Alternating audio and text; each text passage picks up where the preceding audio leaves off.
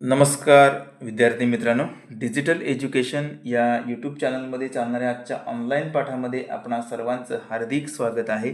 विद्यार्थी मित्रांनो, इयत्ता 5वी शिष्यवृत्ती परीक्षा, विषय आहे गणित आणि आजचा घटक आहे नाणी व नोटा भाग 8.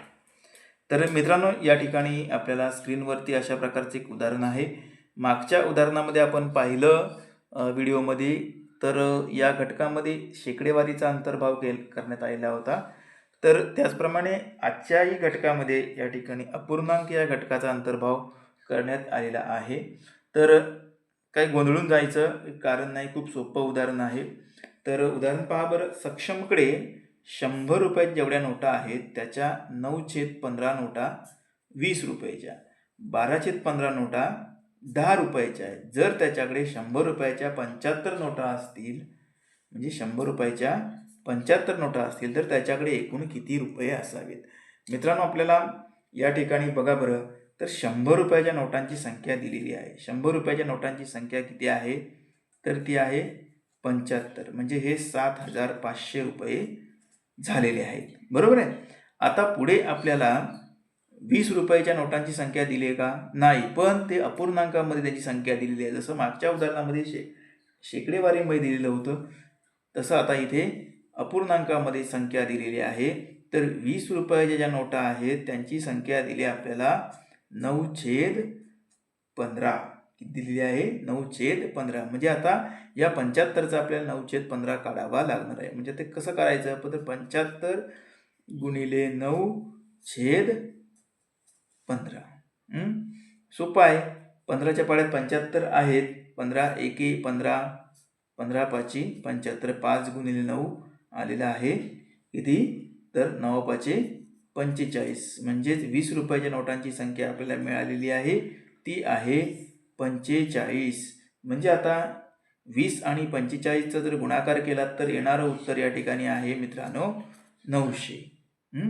यानंतर पुढे आपल्याला 10 रुपयाच्या नोटांची संख्या देखील दिलेली आहे. तीही अपूर्णांकामध्ये आहे. ती आहे 12/15. ती आहे 12/15. म्हणजेच आता आपल्याला 10 रुपयाच्या नोटांची संख्या पूर्णांकामध्ये मिळवण्यासाठी आपल्याला काय करावं लागेल? तर या 75चा 12/15 काढावा लागेल. म्हणजे आता 75 गुणिले 12/15.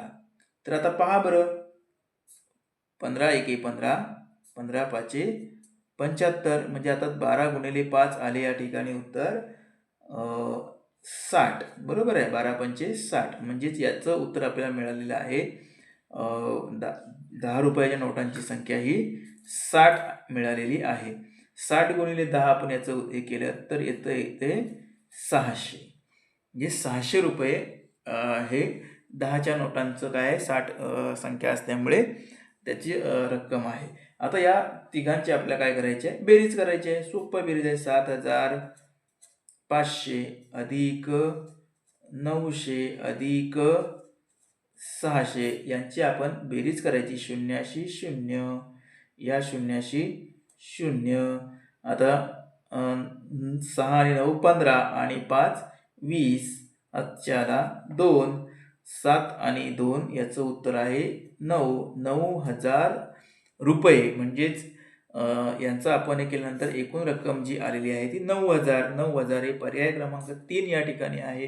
म्हणून तिसऱ्या क्रमांकाचं वर्तुळ मित्रांनो आपल्याला काळजीपूर्वक रंगवायचं आहे. तर अशा प्रकारे आजच्या या व्हिडिओमध्ये आपण या ठिकाणी पाहिलं आहे की नोटांची संख्या दिलेली असेल आणि उर्वरित नोटांची संख्या अपूर्णांकामध्ये दिलेली असेल तर कोणत्याही प्रकारे घाई गडबड किंवा गोंधळून न जाता हे उदाहरण आपल्याला व्यवस्थितपणे जर आपण समजून घेतलं आणि सोडवलं, जर समजलं नसेल तर पुन्हा बॅक जा, समजून घ्या 2 ते 3 वेळा. परंतु कुठल्याही प्रकारे अशा प्रकारची उदाहरणं जी असतात ती खूप सोपी असतात, वेळखाऊ असतात, परंतु आपल्याला गुण मिळवून देणारी ही अशा प्रकारची उदाहरणं परीक्षेमध्ये विचारली जाऊ शकतात. त्यामुळे आपली तयारी असणं फार महत्त्वाचे आहे आणि त्या दृष्टिकोनातून आपण काय करायचं आहे, या अशा प्रकारच्या उदाहरणांचा मित्रांनो सराव करायचा आहे. तर व्हिडिओच्या या आजच्या भागामध्ये आपण सहभागी झालात त्याबद्दल आपणा सर्वांना मी धन्यवाद देतो आणि आजचा हा ऑनलाईन पाठ या ठिकाणी संपला असं जाहीर करतो. आता आपली भेट पुढच्या भागामध्ये. तोपर्यंत आपल्याला धन्यवाद.